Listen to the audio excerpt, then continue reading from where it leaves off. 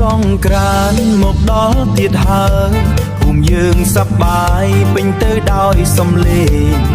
កនត្រឹមលាន់ធ្វើឲ្យចិត្តខ្ញុំភ្លឺបានឃើញមុខអូនឈរញញឹមស្រស់ស្អាតភ្នែកប៉ះភ្នែកបេះដូងចាប់ផ្ដើមរងស្នាមញញឹមអូនធ្វើឲ្យខ្ញុំចង់ស្នេហ៍តើនេះមែនទេសំណាងថ្ងៃបុណ្យឬជាស្នេហ៍ដែលខ្ញុំបានរងចាំជួបស្នេហ៍ពេលកន្ទ្រឹមរាំជាមួយអូនក្រោមភ្លេងសប្បាយចាប់ដៃគ្នាមិនចង់ឲ្យផុតពេ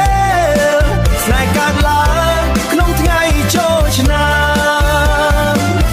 ជួបស្នេហ៍ពេលកន្ទ្រឹមបេះដូងខ្ញុំរាំតាមចង្វាក់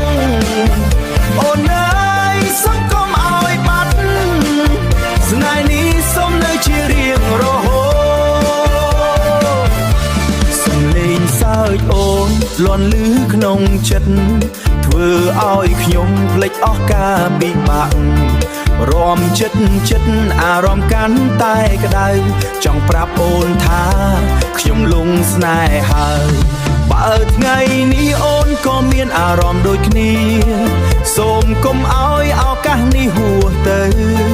ចូលឆ្នាំនេះមិនត្រឹមតែសប្បាយ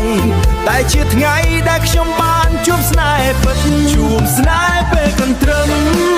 រាំជាមួយអូនក្រោមភ្លេងសប្បាយ